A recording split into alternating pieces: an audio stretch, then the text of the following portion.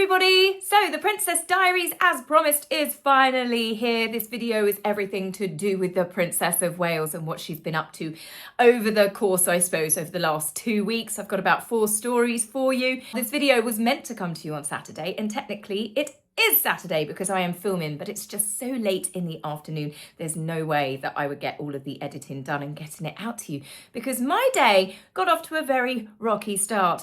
Letting the dogs out into the garden and notice some wood outside the shed doors, open it up. Oh yes, see that? Yes, that is rodent chaos and mayhem.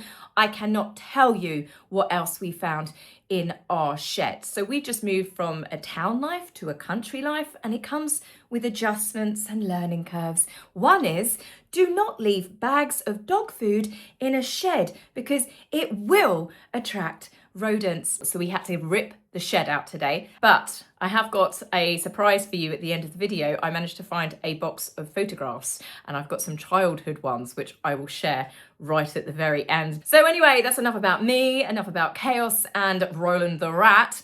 Let's talk about the Princess of Wales, who got a very good win in the middle of the week from the BBC, who had to apologise begrudgingly by the looks of it. The British Broadcasting Corporation on Remembrance Sunday called the Princess of Wales Kate Middleton several times. Everybody knows that she wants to be called Catherine. Prince William calls her Catherine. She signs her name as Catherine because her name is Catherine. Now, I know in the beginning when they started dating as teenagers, we had a lot of Kate Middleton.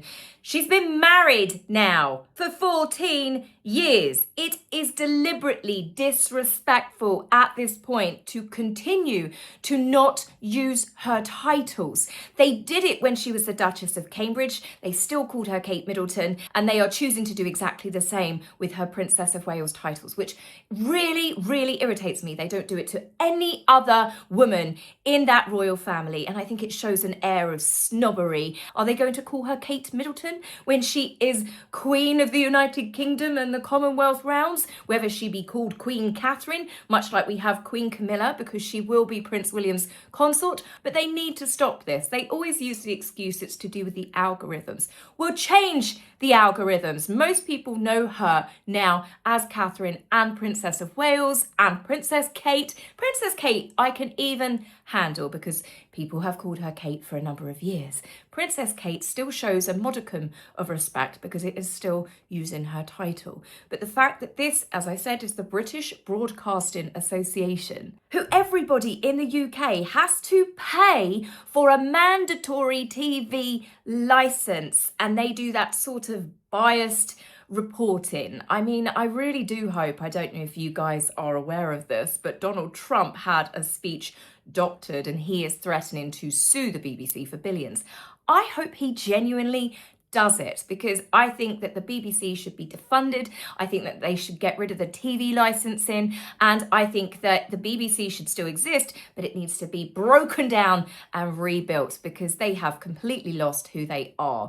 They are very anti-British with a lot of their reporting, and as we can see, their reporting isn't exactly unbiased or accurate. So that was a nice win for the Princess of Wales, although I'd like to point out it wasn't her complaints, it was members of the public that complained that triggered this apology being issued. So, to the BBC.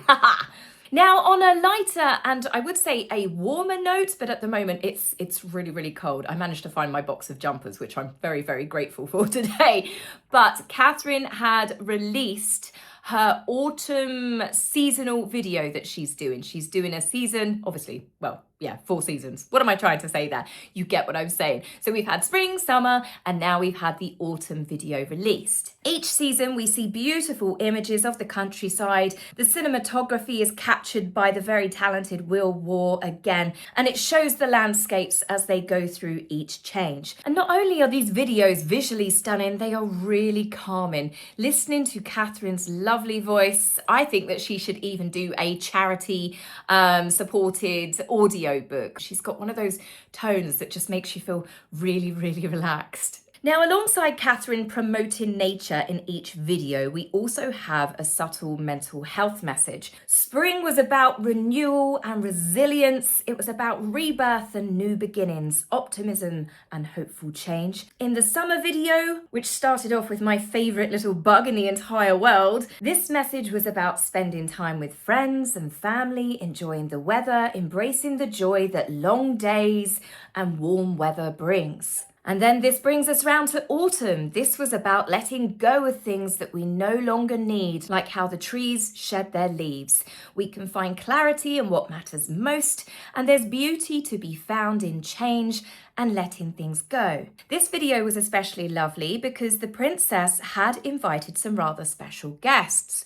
The children in the video come from Farley Junior Academy, which is based in Luton. The academy is supported by children's charity Go Beyond, who offers residential trips for disadvantaged children who are in difficult circumstances, offering them access to nature. And what better place to be immersed in nature than Windsor Great Park?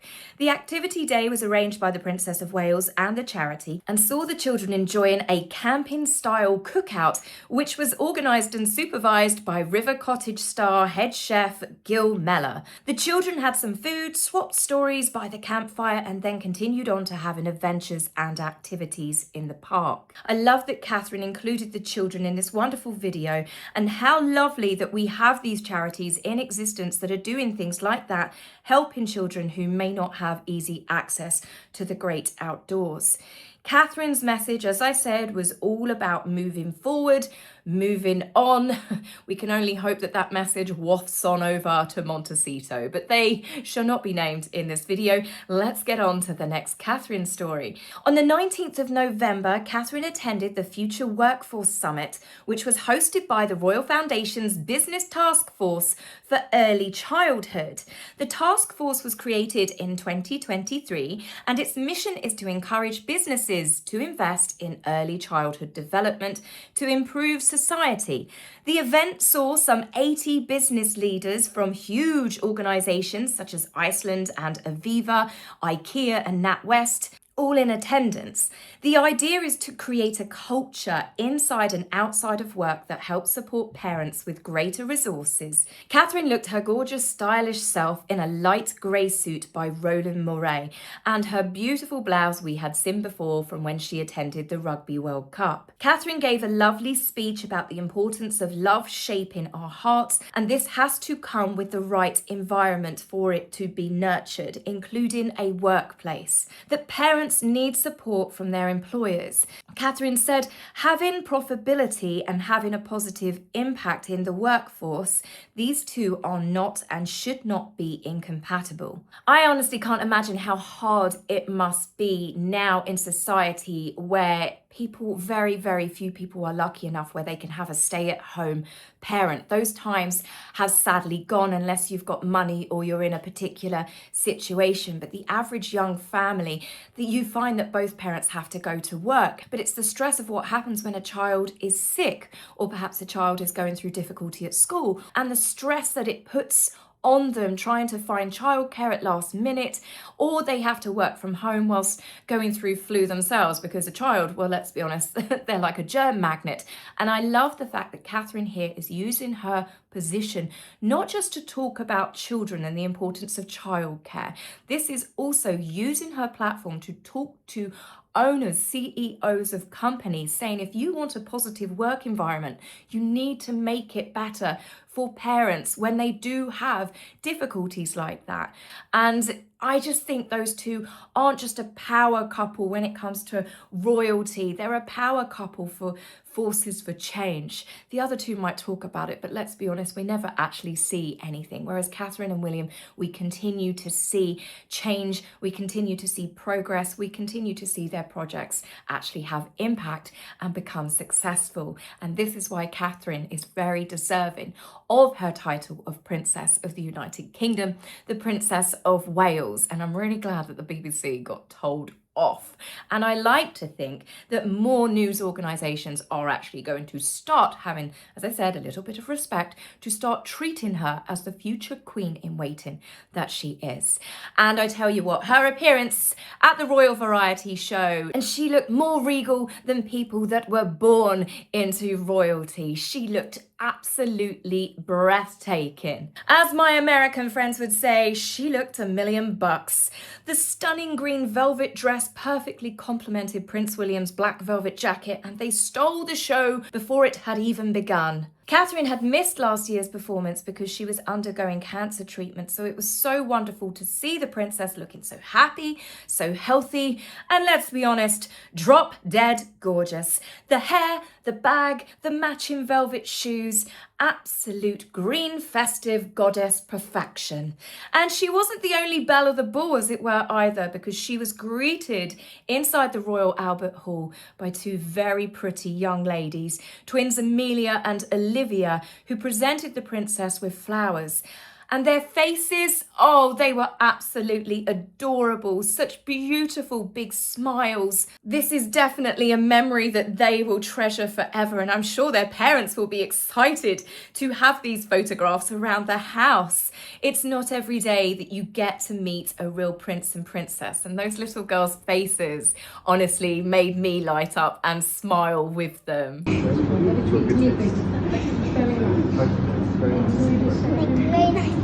You're very smart. Now, naturally, in the Royal Albert Hall, which is an incredible venue, there were some amazing photographs taken from behind the couple, showcasing the beautiful theatre.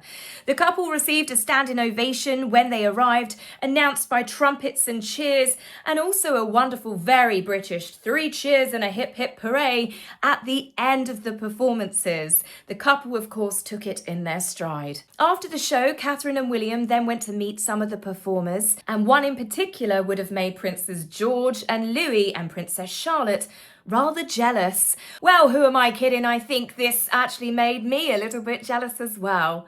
The royal couple was seen chatting with none other than Paddington himself, who hung on to his marmalade sandwich throughout the meet and greet. I truly love this photograph, the way that he is looking up at our beautiful Princess of Wales. But of course, you can't blame the little bear, because they have in fact met before, because Catherine was once twirled around Paddington Station by the charming bear when she was pregnant, barely pregnant, with Prince Louis. There were also some lovely photographs of Catherine where she was chatting to the gorgeous and very talented opera singer Catherine Jenkins, and she also shared a hug with singer Jessie J. Jessie J, in my opinion, is one of those incredible singers, but I think she's underrated, and I don't know why she's not as big as she should be.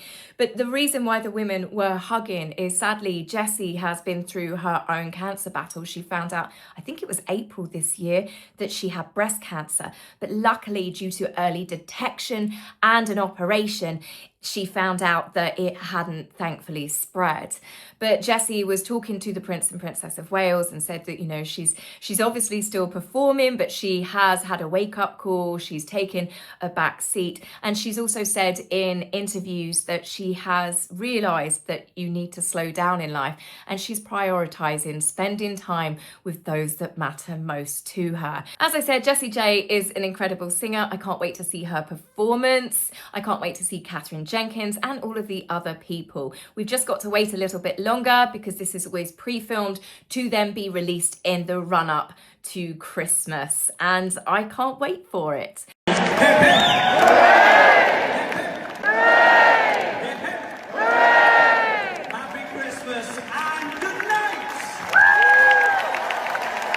So at the beginning of the video, I told you whilst we were going through this shed and loft move about discovery, I managed to find a box of photographs. So this is me when I was a kid. This is a photograph of me in Spain on my first holiday on the sauce already, as you can clearly see, while still in nappies. I also clearly get my resting bitch face from my father, who at the time was being told to smile by my mother. Then my second photograph, you can see my love of jewellery was really starting to develop here. I do love a good bit of costume jewellery. In my third photograph, this masterpiece of a haircut was designed and created by me because my mum decided to leave the scissors in reach. As I got older, I soon started developing a love of makeup. I use similar techniques now, and I honestly think that I was the person who invented nose contouring. And finally, for the pièce de résistance, my first school photograph. Yes, it's the pigtails, but it's not that you're really looking at.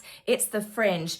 Did I do that myself? No, I didn't. My mother decided to save some money and she thought that she could cut my fringe. Right on time for the first school photographs. Cheers, Mum! But there you go. That's what I looked like as a child. I don't think I look too different actually now, apart from obviously a lot more wrinkles. But anyway, tell me your thoughts. Take care for now, and I will see you very soon with some real royal news and maybe a little bit of the X. Take care. Have a great weekend. Bye.